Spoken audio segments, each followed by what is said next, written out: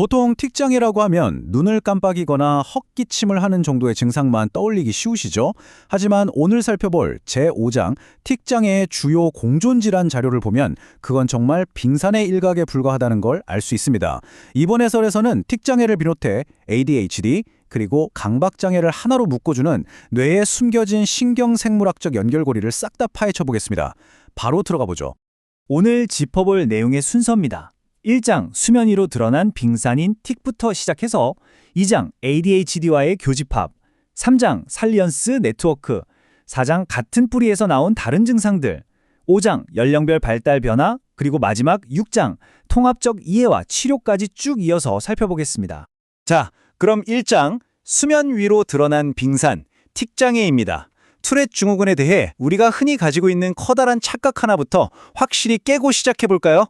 우리는 보통 틱을 그냥 그거 하나만 나타나는 고립된 질환이라고 생각하기 쉽잖아요. 하지만 실제 임상 데이터를 딱 펼쳐보면 아주 근본적인 질문을 던질 수밖에 없습니다. 대체 왜 틱 증상은 혼자서만 나타나는 경우가 이토록 드문 걸까요? 데이터를 보면 진짜 흥미로운데요. 틱 증상 딱 하나만 나타나는 이른바 순수 투렛 증후군은 전체 케이스의 고작 10에서 15%밖에 안 됩니다. 그럼 나머지는 뭘까요? 바로 ADHD나 강박장애 같은 공존 질환들이 그 거대한 수면 아래의 빙산을 이루고 있다는 겁니다.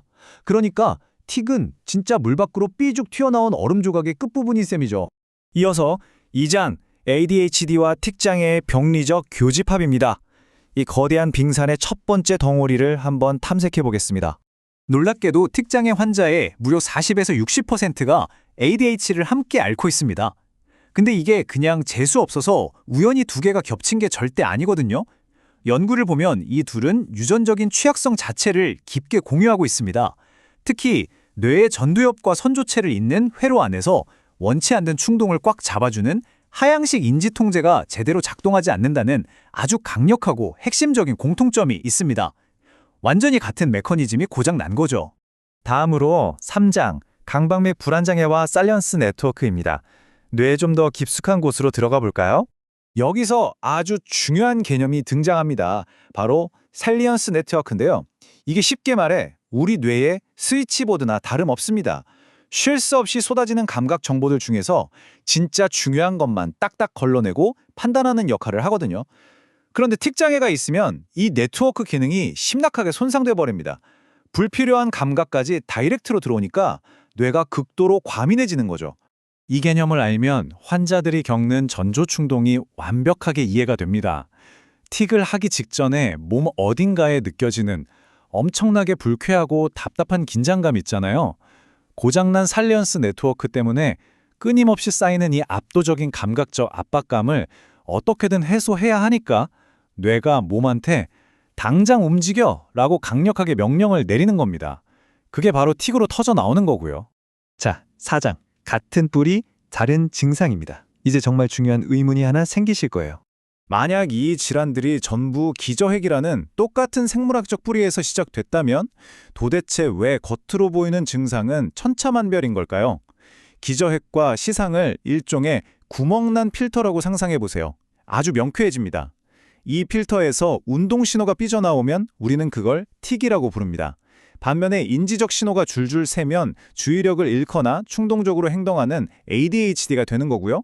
감정이나 감각 신호가 새어나오면 강박장애나 불안장애로 나타나는 겁니다.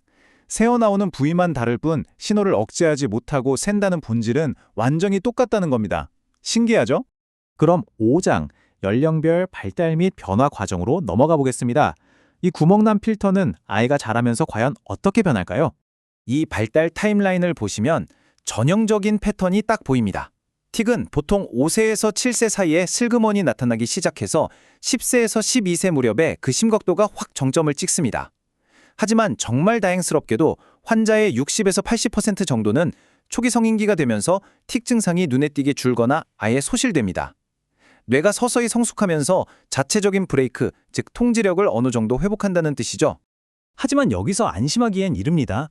어릴 때는 눈을 깜빡이거나 소리를 내는 운동 틱 자체가 가장 눈에 띄는 골칫거리잖아요. 그런데 성인기가 돼서 틱 자체는 가라앉더라도 뇌 네트워크에 남은 그 찜찜한 자녀 불안정성은 그대로 남아있는 경우가 많습니다. 이게 나중에는 아주 고집스러운 강박장애나 만성적인 불안으로 둔갑해서 나타나거든요. 사실상 성인기에는 틱 증상 그 자체보다 이런 공존 질환들이 일상생활이나 사회생활을 훨씬 더 심각하게 방해하게 됩니다.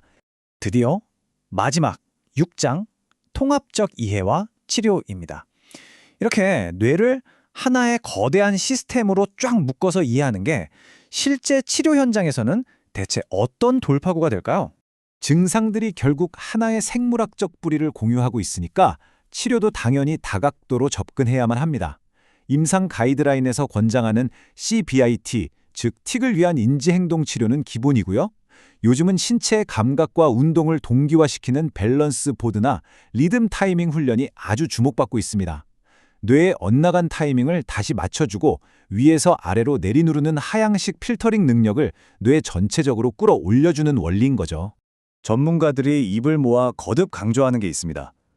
단순히 눈에 보이는 틱 증상 몇 번 줄이겠다고 거기만 매달리면 안 된다는 겁니다. 얽히고 설킨 네트워크 전체를 표적으로 삼아야죠. 환자의 진짜 삶의 질을 결정짓는 건 표면의 틱 횟수보다는 수면 아래 거대한 빙산의 몸통인 ADHD나 불안장애를 얼마나 잘 관리하느냐에 달려있기 때문입니다. 자, 오늘 살펴본 내용이 여러분의 시야를 조금이나마 넓혀주었기를 바랍니다. 마지막으로 이 질문을 던지면서 마무리할까 하는데요. 인간의 뇌를 쪼개진 증상의 표편들이 아니라 하나로 촘촘히 연결된 거대한 시스템으로 바라보기 시작할 때 앞으로 우리의 신경발달장애 진단과 치료 방식은 과연 얼마나 놀랍게 진화하게 될까요?